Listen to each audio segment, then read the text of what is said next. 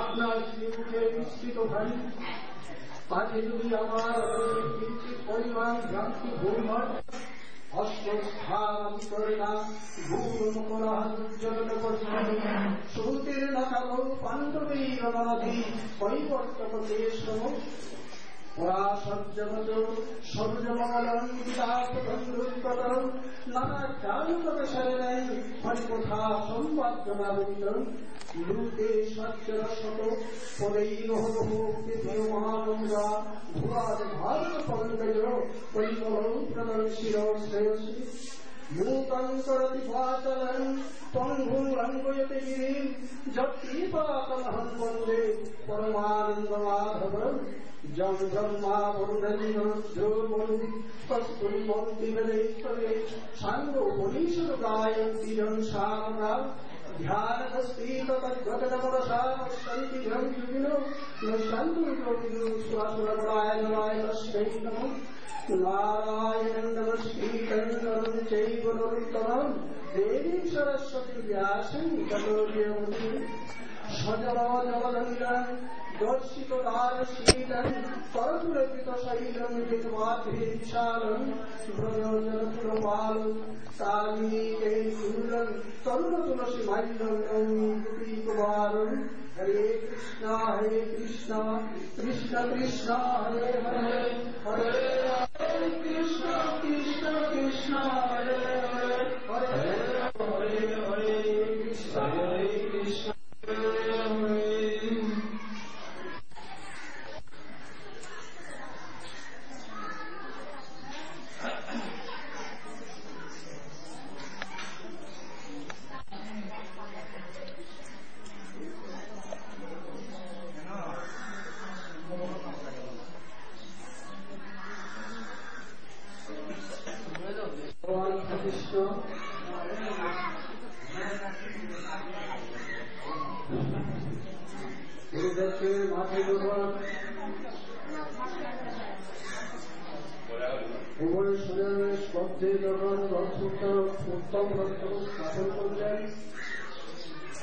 তখন অর্জুন পিতামহ বিশ্ব শিক্ষাগুরুচার্য আর গুরুপুত্র সবাইকে দেখে আত্মীয় বর্গ ভাই বন্ধ সবার দৃষ্টিতে তার অন্তরে উৎসাহ গ্রহণ করলেন। সেই বিশ্বের যখন দেখলেন তখন অর্জুনের উপরে বেঠো পড়ে ফেলছে। তারা পঞ্চমের কথা স্মরণ হয়ে গেছে অর্জুনের। যখন আমার পিতা শত শৃঙ্গ পাহাড়ের পাদে করে যখন আমার পিতা যখন ভিক্ষা করেছেন, আমার এই পিতামহ বিশ্ব সংবাদ দিয়ে আমাদেরকে পুত্রকে লালন পালন করেছেন। আর এই বিশ্বের পুত্র স্বার্থের কারণে রাজ্যের কারণে যে পিতামহের কুলে আমরা মানুষ হয়েছি, আজকে রাজ্যের কারণে পিতা আমাকে বুকে সহায়তা করে আজকে বর্গ নিধন করে আজ আমি তাদেরকে নিয়ে রাজ্য ভোগ করব, তার কাছে আমি স্মরণিক্ষেপ করব। ঠিক ক্ষত্রিয় ধর্ম চতুর্দিকে আজকে বর্গ ভাতৃজনকে দর্শন করার পরে অর্জুনের বিষাদ অন্তরে বৃক্ষ দেন করে অর্জুন জানত আজকের এই রণক্ষেত্রে দুর্যোগ আদি ভাতৃগণের সঙ্গে আত্মীয় স্বজনের সঙ্গে তারা যুদ্ধ করতে হবে, রক্ত ক্ষয় করে রাজ্য ভোগ করতে হবে। সেই ঢের উদ্দেশ্যে এই কুরুক্ষেত্রের মাঠে আজকে যুদ্ধের জন্য তিনি উপস্থিত হয়েছেন। কিন্তু ভগবানের এমন কৃপা, কারণ শাস্ত্র দুই প্রকার, একটা হল নীতিশাস্ত্র আর একটা হল ধর্মশাস্ত্র। নীতিশাস্ত্রের উপরে উপলব্ধি করে আজ কুরুক্ষেত্রের মাঠে উপস্থিত হয়েছেন অর্জুন। তৎক্ষণাৎ যদি সেই নীতিশাস্ত্র তার অন্তঃকরণে থাকে, তাহলে আজ এই গীতা ধ্যান করার জন্য দান করার জন্য সুযোগ আসত না। তাই তিনি ধর্মশাস্ত্র আজ অর্জুনের দিকে তিনি মডিল করে দিলেন। যখনই ধর্মশাস্ত্র আসছে তার অন্তঃকরণ যখন জাগৃত হল, তখন অর্জুন বুঝতে পারল যাই হোক অর্জুন দুর্যোধন দোষ করতে পারে, তার জন্য আমি নিধন করে রাজ্য ভোগ করব, তার আবার হবে না। যা আমি আর যুদ্ধ করব না।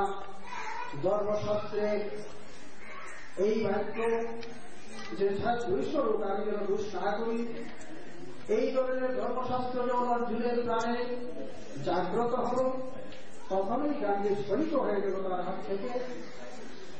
আর এই ধর্মশাস্ত্র যদি উদয় না হইত, তাহলে কুরুক্ষেত্রের মাঠে এই গীতা দান করার সুযোগ আসত।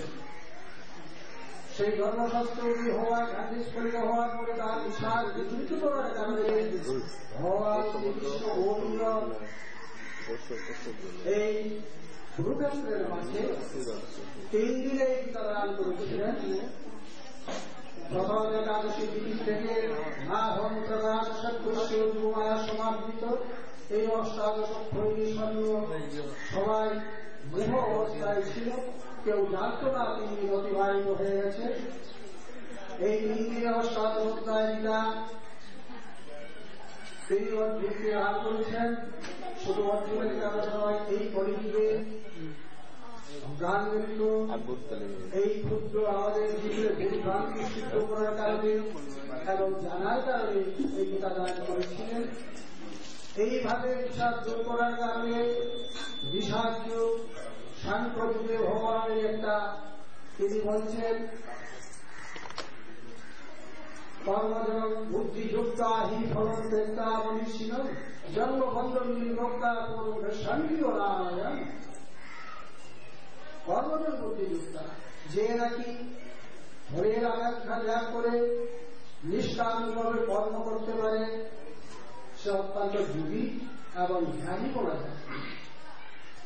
জন্মবন্ধন নির্ভক্তা, এই সংসারে বারবার যাতায়াত করে এই বিষয় আর দুঃখ ভোগ করার কারণে আর তার জন্ম গ্রহণ করতে পারে না, সেই পদ দর্শনীয় নারায়ণ, সেই সর্বোৎকৃষ্ট পদ মুখ্য প্রাপ্তি লাভ করতে পারে। এইভাবে একটি কর্মের মাধ্যমে কর্মযুগ, তারপর জ্ঞানযুগ। আজকের আমার এই ছোট বালকরা যে একটা শ্লোকের উপরে প্রাধান্য দিয়েছে, সেই শ্লোকটি হল 4th অধ্যায় 34 শ্লোক।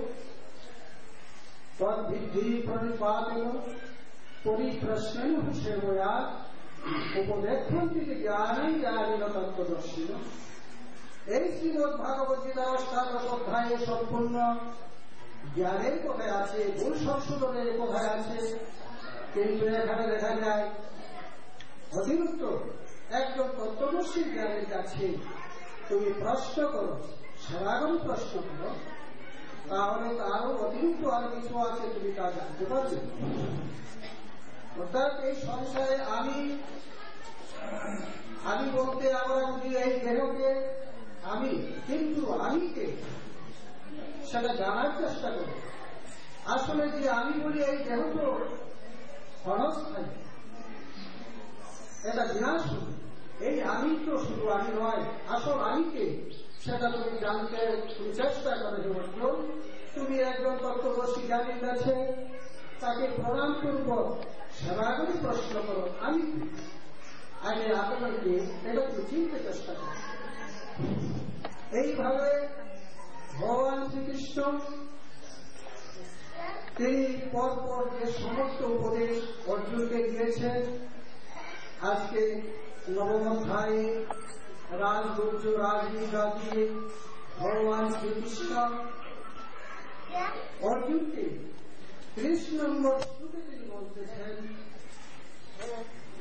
অপিচে দুরাচার ভজতে মান অন্য ভাগ শারীরিক গর্বে বহ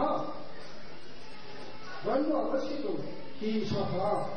অর্থাৎ যদি অত্যন্ত দুরাচারে কোনো ব্যক্তি আমার রক্ত হয়ে আমার ভোজনে করে সে যাই থাকে, সে পূর্বে যদি অত্যন্ত দুষ্কৃতিকার মধ্যে হয়ে থাকে তাহলে তাকে অত্যন্ত সাধু বলেই তিনি মনে করবেন, কারণ সে খুব ভালোভাবেই তার সিদ্ধান্ত গ্রহণ করেছে। অর্থাৎ সে বুঝতে পারছে যে আমি যা করিতেছি এ যাবৎ আমার ভুল হয়েছে, এই সংসারে আমার একদিন যেতে হবে, আমি এই সংসারের মায়া মোহিত হয়ে আমি শুধু জানতাম এই সংসার থেকে আমার একদিন যেতে হবে, সেই জ্ঞান আমার তখন ছিল না। তাই আমি ভুল করেছি। এখন আমি জানি এই সংসার ক্ষণস্থায়ী, আমাকে সংসার থেকে যেতে হবে। সেই জ্ঞান যখন তার অন্তঃকরণে যখন জেগে উঠেছে, যখন সে তার ভুল সংশোধনের কারণে তার সিদ্ধান্ত, তার ভুল সে বুঝতে পেরেছে।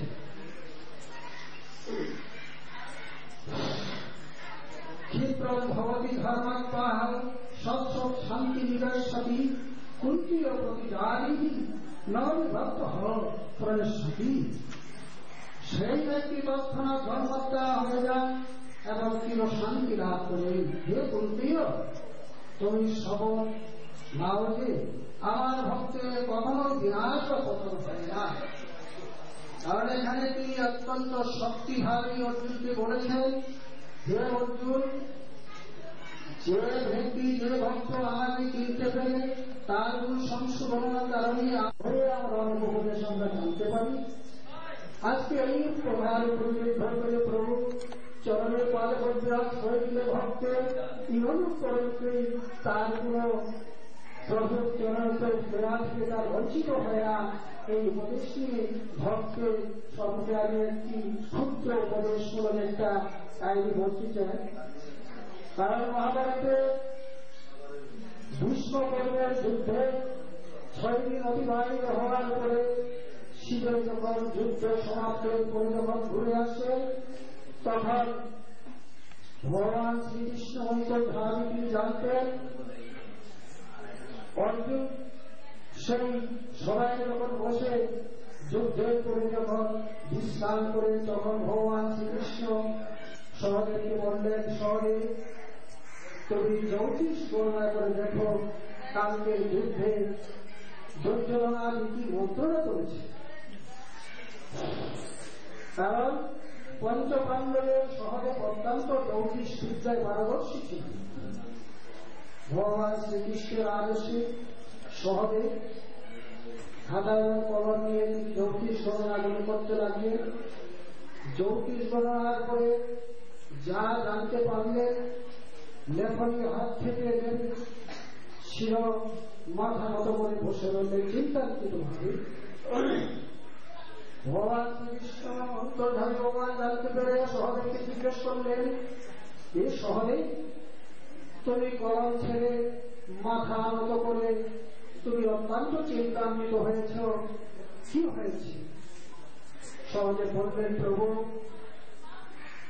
এতদিন আপনার চরণ সেবায় আমরা পঞ্চ ভাই প্রভুর চরণের আশ্রয়ে আমরা ছিলাম, কালকে হয়তো আমরা থাকবো না, কি হয়েছে সহদেব? প্রভু, আমাদের পিতামহ বিশ্ব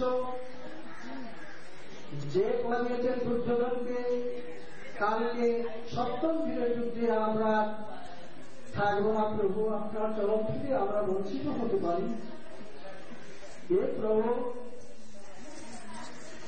সদাসর্বদা আমাদের বিপদে যে সমস্ত বিপদ আমাদের ঝড়ঝাপটা আমাদের উপরে চলে গেছে, একমাত্র আপনার চরণ কৃপায় আমরা এখনো বেঁচে আছি, প্রভু চরণই আছি। কালকে হয়তো আপনার চরণ সেবা থেকে আমরা বঞ্চিত হব। কি হয়েছে তুমি সব ভুলে বলো। এই সহদেবের কথা আসলে যুধিষ্ঠির আদি পঞ্চ ভাই স্তম্ভিত হয়ে গেল। সহদেবকে জিজ্ঞেস করার পরে সহদেব বলছে, দুর্যোধনকে বলা দিয়েছে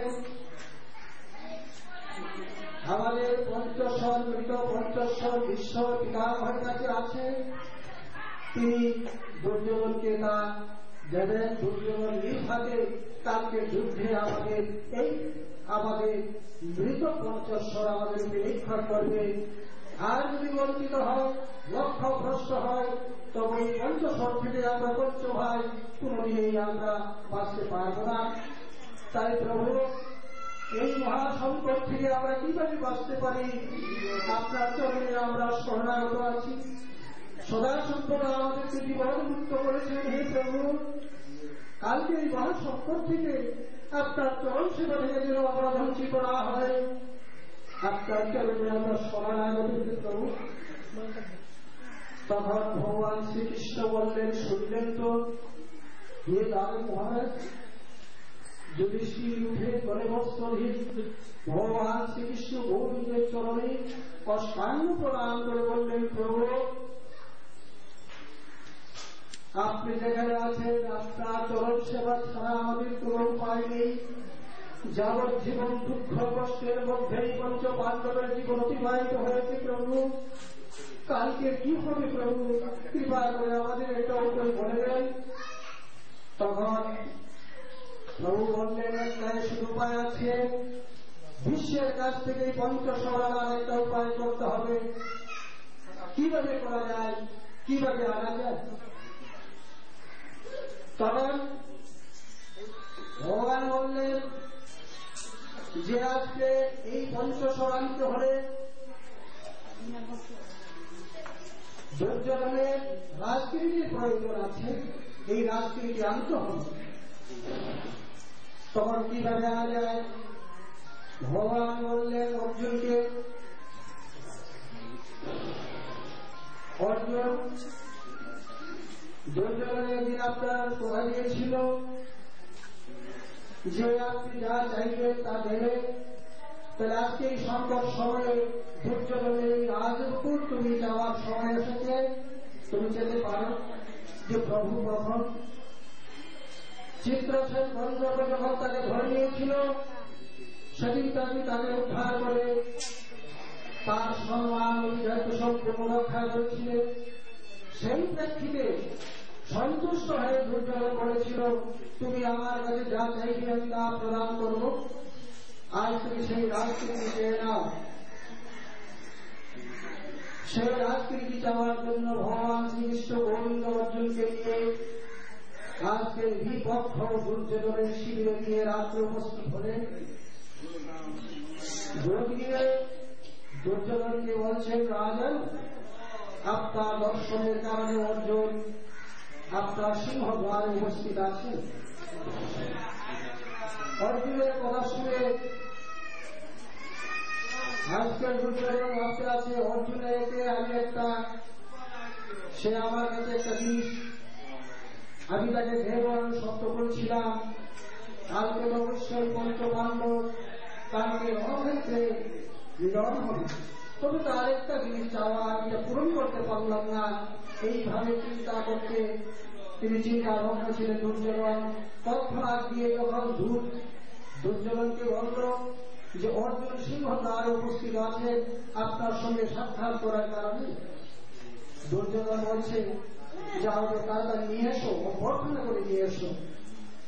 দুর্যোধন দিয়ে দুর্যোধনের কাছে অর্জুন প্রদান করে বলল, অর্জুন তাড়াতাড়ি বসো, কি হয়েছে তোমার, কেন এত রাত্রে তুমি আমার শিবিরে এসেছ? তখন অর্জুন বললেন, দাদা আজকের যুদ্ধে আমার নকুলের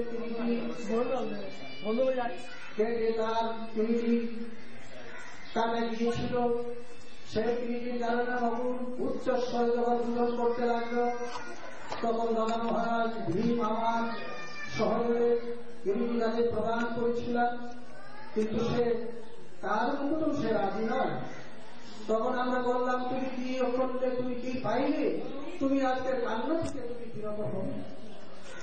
তখন নকুল বলছে, দাদা দুর্যোধনের যদি কিরিটি আমার করতে পারো না হবে আমি শান্তি পাবো, এছাড়া আর কোন দরকার নেই। তাই নকুল তার কান্না নিবারণের কারণে দাদা আপনার কিরিটি আপনার কাছে নিতে এসেছে। দুর্যোধন বলছে, মনে মনে ভাবছে কালকে তো পঞ্চপাণ্ডব রণক্ষেত্রে নিধন হয়ে যাবে, তাই আমার কিরিটি না হয়ে নিয়ে যায়, তবু তো তার শব্দটা আমি রাখলাম। এই জন্য দুর্যোধন বলছে, ভালো ভাবে আমার ছোট ভাই আমার কিরিটি যন্ত্র যখন কাছে আছে তাকে শান্ত করা, নিয়ে যাও আমার কিরিটি। এই রাজকিরিটি তখন দুর্যোধন অর্জুনের হাতে দান করবে। সেই কিরিটি নিয়ে ভগবান শ্রীকৃষ্ণ গোবিন্দ আর দুর্যোধন যুধিষ্ঠিরের শিবিরে এসে বলছে যে কে তোমার দুর্যোধন সাজতে পারো,